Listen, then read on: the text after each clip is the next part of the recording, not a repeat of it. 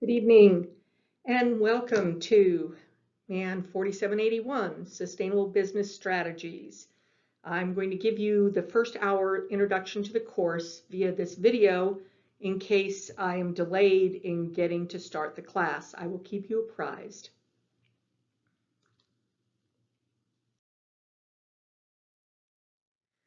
This is what we're going to be doing tonight. For the first hour, we're going to have the course overview, the content, the texts, the textbooks that we're using, what my learning philosophy is, the in-class activities that we're going to do throughout the course, and the ePortfolio assignments, and then finally come along with grading. That's what this video is going to cover. In hours 2 to 3, we will have our class activities, class activity 1, A, B, and C. Have an opportunity to share those out and talk about week 2.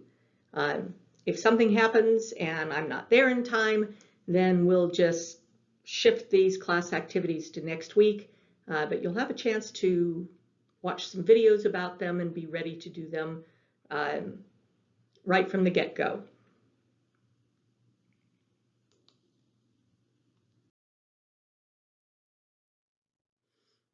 The goal for this class and the next class, which for the Sustainability Management Program is linked to this one, the goal is to train you as a professional in sustainability. That is really critical. We want you to be able to go out and get a job and really know what you're doing. And so we are going to cover a lot of management and sustainability tools in this course. And if you're in the next course, you're going to get a lot of audit tools. So you have a lot of exposure and a lot of practice.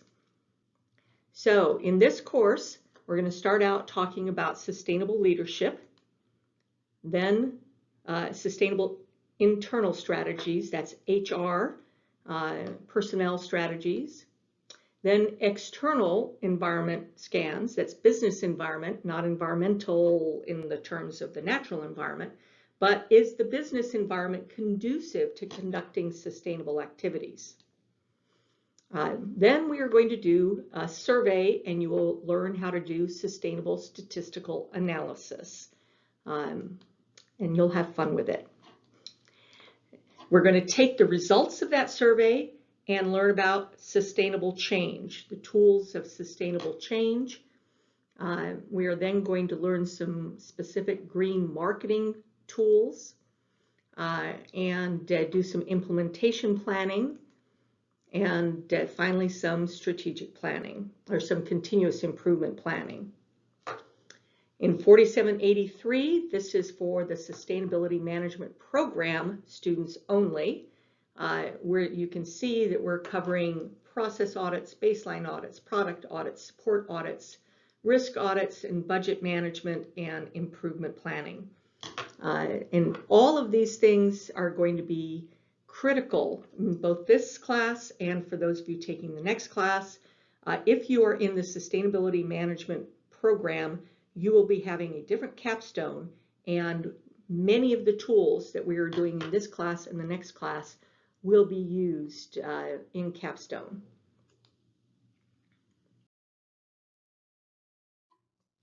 These are the two books that we are going to be using, Green to Gold Business Playbook, one of the best ones out there, and Making Sustainability Work.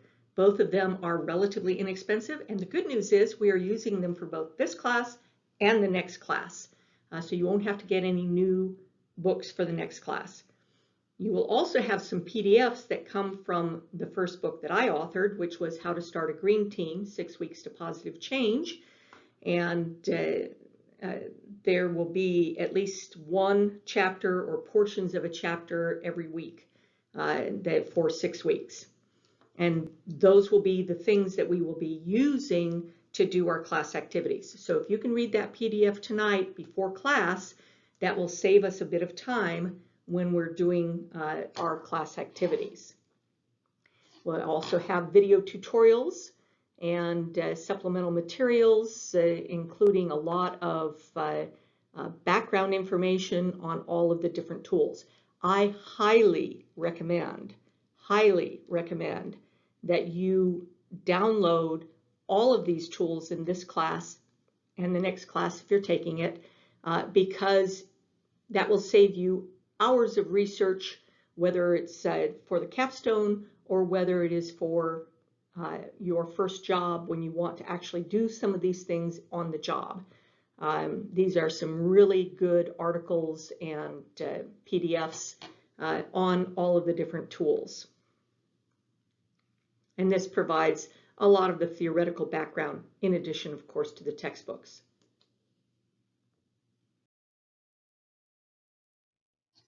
Now, one of the things you have to put up with is that my PhD is actually in instructional design. So I care a lot about designing instruction well so that you actually learn the material and you can take it with you in your brain when you go. And so you can see in this particular slide, this is the learning pyramid, which comes from the National Training Laboratories, which says that if I were to lecture to you for 3 hours an evening for 8 weeks, then you would retain about 5% of the information. Reading gives you 10%, audiovisual 20%, demonstration, if I demonstrate how to do something, it's 30%. Discussion, which is what you'll do in some of your teamwork, is 50%. Practice, which is a lot of what you're going to do in both your teamwork and the individual activities that the class projects that you're going to be doing, Eportfolio projects, then that is all practice. So that's 75%. And then you'll actually design some instruction yourself. And that you will remember probably better than anything else that you learn. So we have for the readings, I lecture very little. I will give you instructions and then send you off to a class activity. So 10 minutes of instructions and then the class activity, and then back and forth during class. I do expect you to read the textbooks and the supplemental materials in advance of class so that we don't have to spend time doing that. And that you'll hopefully retain at least 10%, maybe more. We have some how-to videos, especially for the ePortfolio, and that is 20%. Watching presentations is the presentations that I give you and that you as students give each other is demonstrations, so that's 30%. Your teamwork and the peer reviews that you do on ePortfolios is 50%. Your projects in ePortfolio are 75% that you will hopefully retain. And the giving presentations and workshops is where you're going to be teaching the rest of us what you've learned, and that we hope that you will retain the best of all.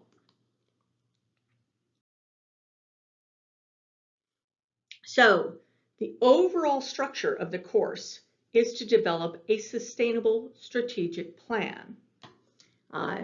It's actually kind of two, but is part of that.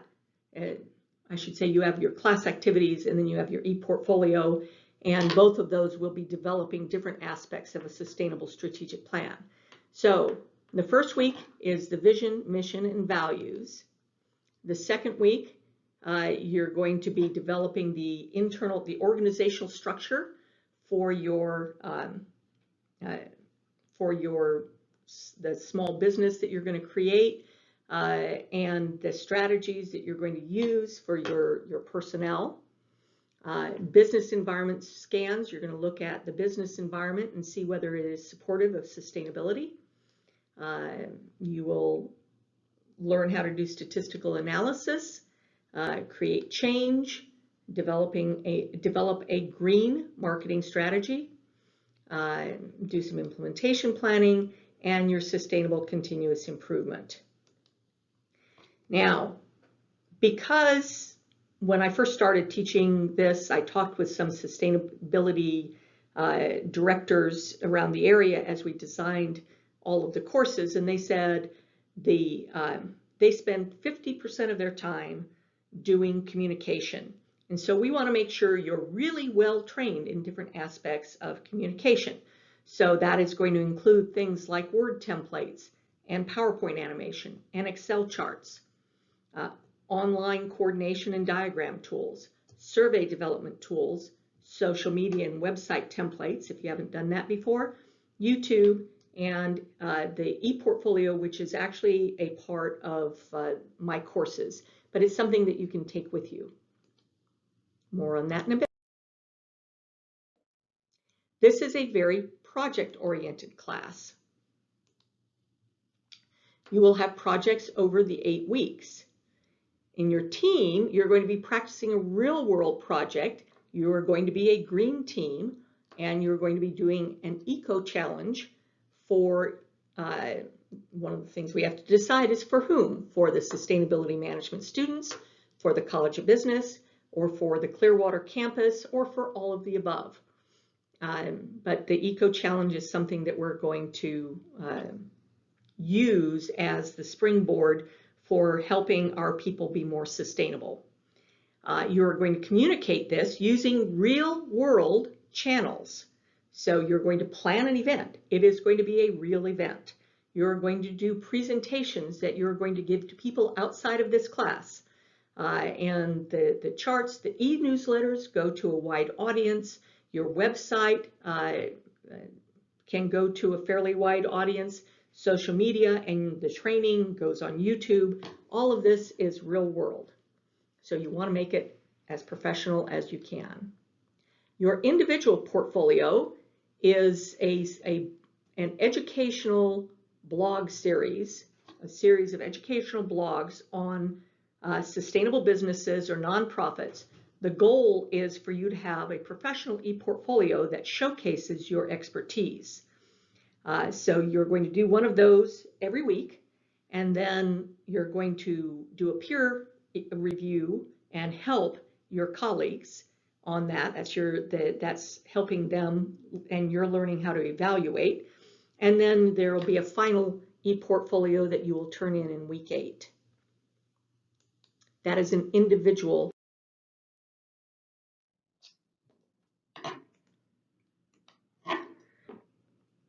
In your class activities, you're going to be doing a green team strategic plan.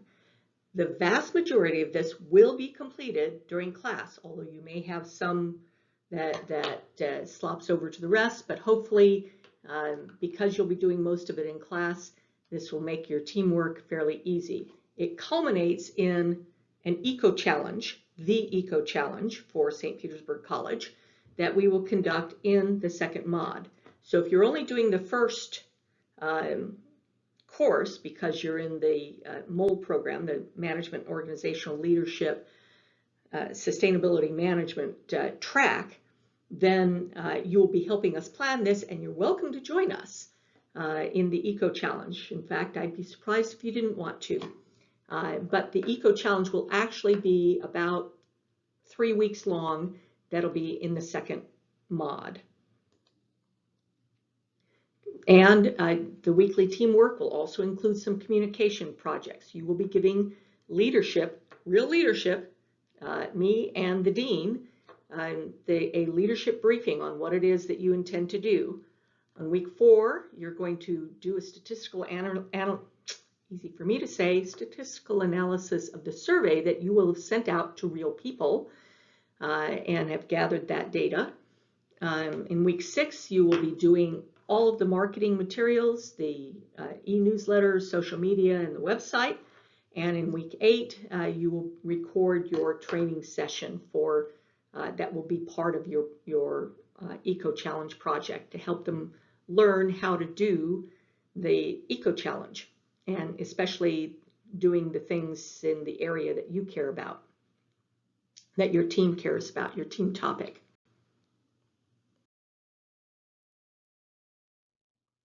And then we have an individual e-portfolio project each week. The focus is on a new business or nonprofit. You're going to learn 3 to 4 sustainability tools each week, most of which are not the ones that we're covering during class. There are videos that can help you with that, and of course I'm available to answer questions.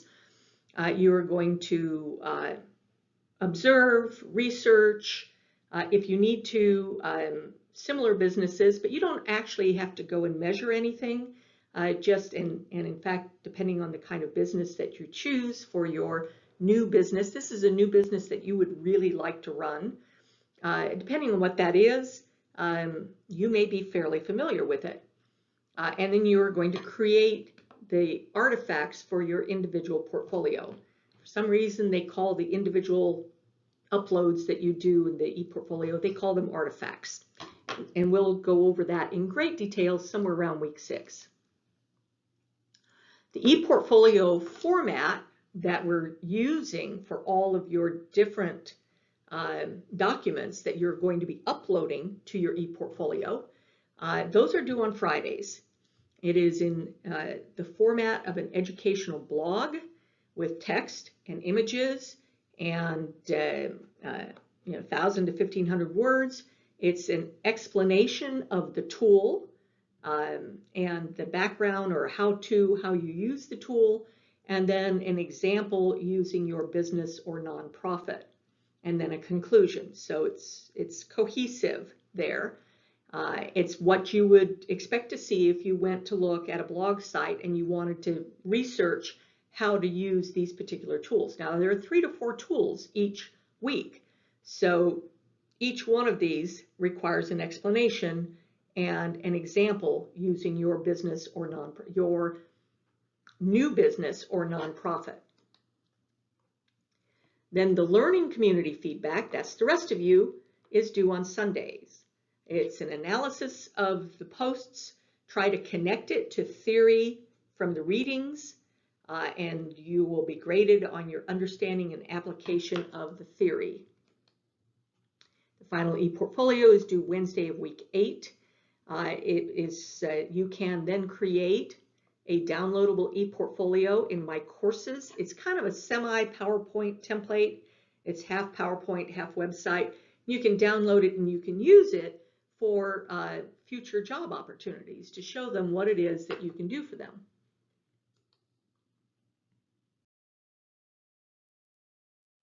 Here's some examples of businesses or nonprofits that you might consider. You can do other things besides this. You must do something that needs space because we're going to be continuing this in 4783. So you can't have something that just, doesn't have any space because you're going to be doing various different audits of that space, at least describing how that audit would be done. So you have to have an idea of the space of what it's going to be. And what you're going to be doing is showing how to develop a more sustainable small business. Here are some examples: a green bed and breakfast, an organic restaurant, renewable energy business, green transportation company, green retail. A green transportation company assumes that you would have some kind of an office somewhere. And it could be a home office, but nevertheless, it has to have space. Green retail, green construction or renovation, or sustainable fast food. I wish there were more sustainable fast food restaurants out there. It will help you if you can find a business in your area that you can go to every once in a while, or you can walk through and just kind of see how they operate, how their space is organized, how many people they have, things like that. This business does not have to be sustainably focused. Like, for instance, you can just look at a restaurant.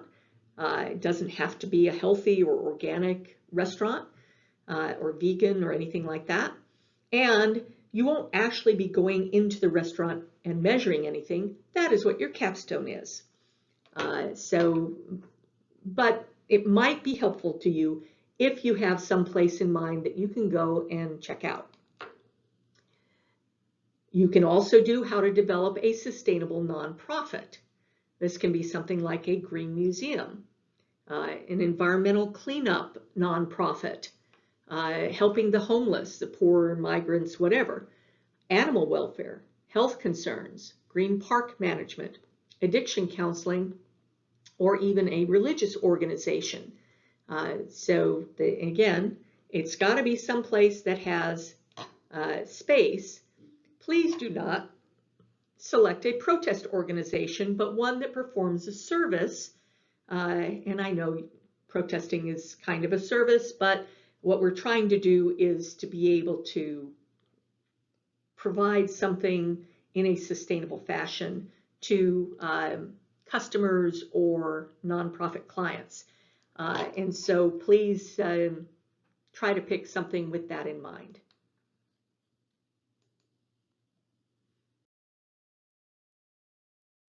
Grading. There are 8 class activities, 10 points apiece, 4 communications projects.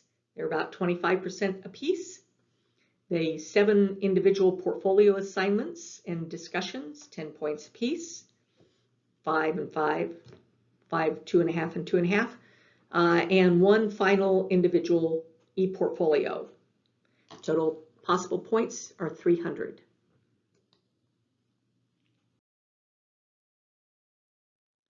Give you a quick little preview of course activities in MAN4783 for those of you who will be taking it. I mentioned that you are going to be conducting 3 or 4 different types of process audit tools, or using 3 to 4 different types of process audit tools, like Sustainable Six Sigma, Sustainable Lean for process audits. You'll be doing it for process, facilities, products, support, risk, and you'll learn how to do an improvement project, which will then set you up for a successful capstone. You will also be learning how to use a number of different sustainability software packages. Now, you're not going to become an expert in it in 8 weeks. We're just going to kind of get exposure and learn, but I think you'll be surprised at how much you get out of it. Energy Star Portfolio Manager, the Bees LCA software, which is free, but is only for building materials, and the LEAD, the new ARC, which is a way that they're going to be using to manage. It's kind of like a LEAD version of Energy Star Portfolio Manager. Other software we may use, and this could change, it's Google SketchUp, Lucidchart. We probably will use Lucidchart this semester, and a lot more Excel. And we might also learn some cutting-edge presentation software like Prezi. Frequently asked questions. What if I have to miss a class? This is a very important class to attend, but it depends on the reason, because obviously if you were scheduled into work and there's no way that you can shift your schedule around, we'll have to figure that out. If you get ill, especially in these COVID times, please don't come to class.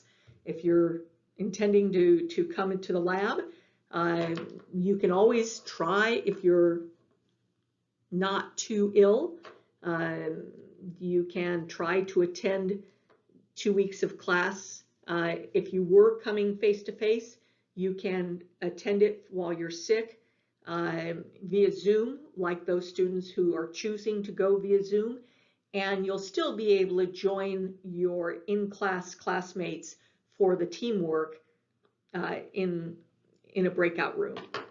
So we'll make sure that we make that work. What if someone on my team doesn't participate? One of the reasons we try to do the majority of the work in class is because it gets everybody participating. However, there are some things that the comm projects in particular, communications projects in particular, where some of it has to be done outside of class.